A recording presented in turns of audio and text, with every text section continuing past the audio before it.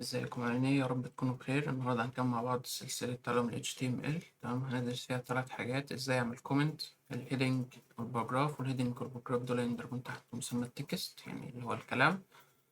تمام. ايه هو طب الكومنت؟ اول حاجة هبدأ بيها الكومنت. طب ايه هو الكومنت؟ الكومنت ده حاجة بتساعدني، تمام، ان انا افهم الكود بتاعي كنت ماشي بيه ازاي قبل كده. تمام. الكومنت ما بيظهرش عندي في الموقع ده، يا دوبك حاجة بتساعدني إن أنا أشوف الكود اللي أنا كنت كاتبه تمام، كنت كاتبه ليه. تمام. لو في حتة ناقصة مثلا في الكود وخلاص قلت هكملها المرة الجاية، فأنا بعمل كومنت لنفسي إن أنا أوضح لما أجي أدخل على الكود اللي هشتغل عليه تاني أنا هنا الحتة دي لسه مكنتش عملتها فمحتاج أعملها.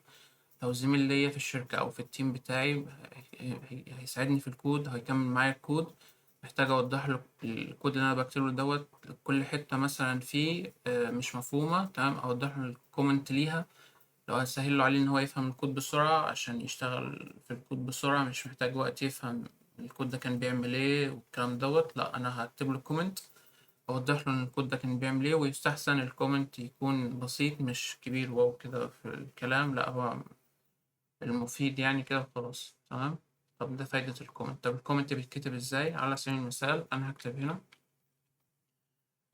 يعني هنا انا كنت كاتب كومنت هنا ان انا اوضح لنفسي في السيشن اللي انا بشرحها، اللي انا اول حاجة هبدأها اللي هي ايه، how to create comment. تمام. فهي عن طريق shift وظبط. تمام. فانا هنا كاتب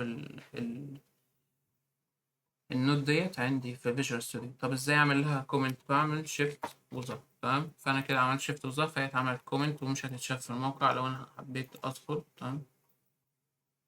زي ما خدنا المره اللي فاتت، الاكستنشن اللي انا بشغل منها البرنامج هي لايف سيرفر، ان انا اشغلها بتكون في كلمه جو لايف. اول ما انزل الاكستنشن بدوس عليها، تمام، هيوديني تلقائي على الديفولت براوزر. تمام. هنا الكومنت بتاعي ما ظهرش عشان انا زي ما قلت من شوية ان الكومنت بتاعي ده بيظهر في الكود بس لأي حد هيشوف الكود، غير كده هو مش هيشاف في الموقع بتاعي. تمام. واحنا كده خلصنا اول حاجة اللي هي الكومنت. نيجي لتاني حاجة اللي هي الهيدنج. تمام. الهيدنج ده معناها بالعربي العناوين. تمام. طب هو في 6 انواع من الهيدنج، من اول H1 لغاية H6، يعني H1 H2 H3 H4 H5 H6. الأكبر فيهم، أكبر خط فيهم بيكون H1. تدريجيا لغاية ما أوصل H6 هلاقي حجم الخط بيقل. طب نشوف ده مع بعض إزاي. أولا أي حاجة محتاجة تتظهر في الموقع بتاعي، تمام، أي حاجة محتاجة أشوفها في الموقع أو تظهر في الموقع تتكتب جوه تاج اسمها البادي. تمام. مينفعش أكتب في الهيد وأقول الكلام ده مش بيظهر لي عندي في الموقع لما أجي أشغل. يعني أنا كاتب في الهيد، لأ، أنا محتاج أكتب الكود بتاعي أو التاجات بتاعتي في البادي. تمام. ماشي. الهيد هنعرف فايدتها قدام وتكتب ايه جواها كمان شوية، كمان كام فيديو. ماشي. يبقى أول نوع عندنا بناخده النهاردة اسمه الهيدنج. تمام. وأول نوع جوه الهيدنج هناخد ال H1. تمام. أدي الأوبن تاج وأدي الكلوز تاج. تمام. طب أنا محتاج كلمة مثلا، فأنا هكتب كلمة ويلكم. تمام. كلمة ويلكم دي عايز أروح أشوف شكلها تبقى إزاي. تمام. بالشكل تمام. طب أنا عايز أشوف الفرق ما بين H2 H1. تمام. هروح تحت أكتب H2. تمام. أروح أشوف الفرق ما بينها، لقيت الخط ابتدى يصغر شوية. تمام. بعد كده H3 و H4 نكتبهم بالمرة.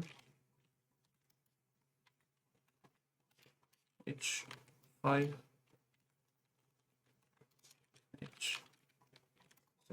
تمام. تمام.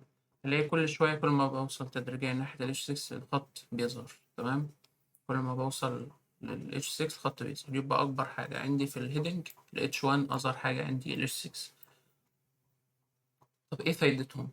تمام. في الموقع بتاعي أنا بستخدم H1 بكتيرها مرة واحدة. تمام.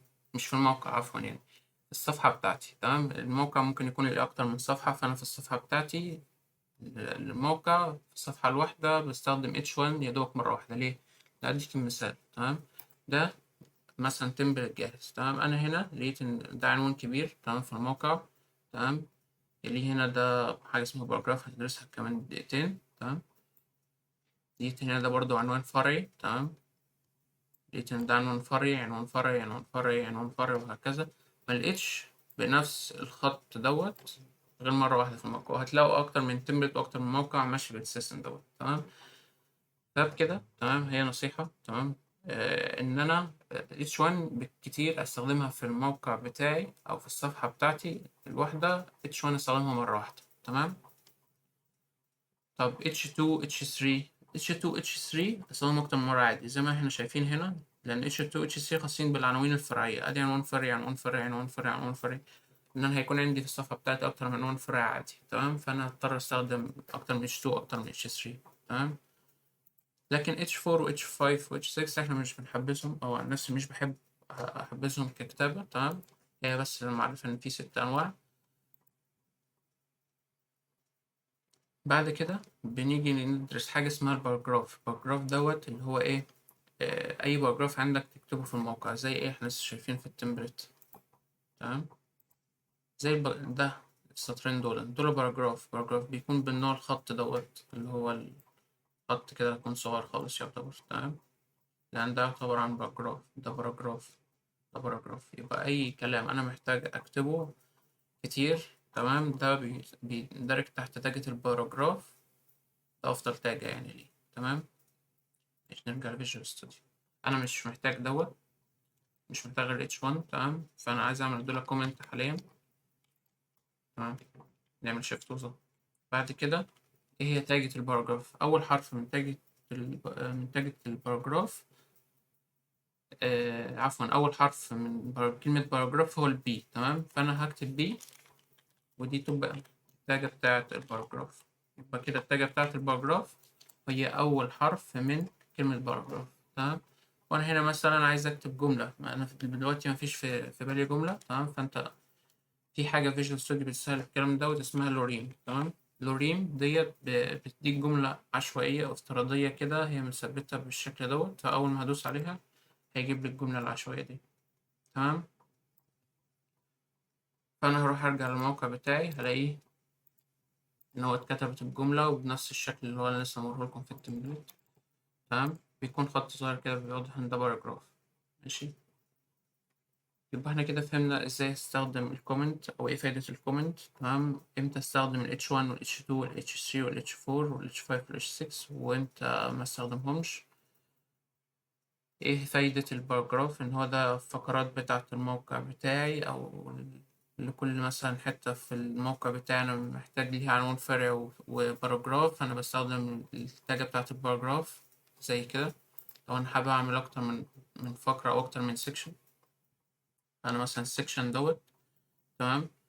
ليه هنا مثلا عنوان فرعي وادي باراجراف، عنوان فرعي وادي باراجراف، عنوان فرعي وباراجراف. تمام. يبقى فايدة التكست اللي أنا أكتبها في تاجة الباراجراف. ماشي. يبقى النهاردة كده خدنا 3 حاجات مهمين. خدنا الكومنت، وخدنا الهيدنج، وخدنا الباراجراف. ونتقابل الفيديو الجاي.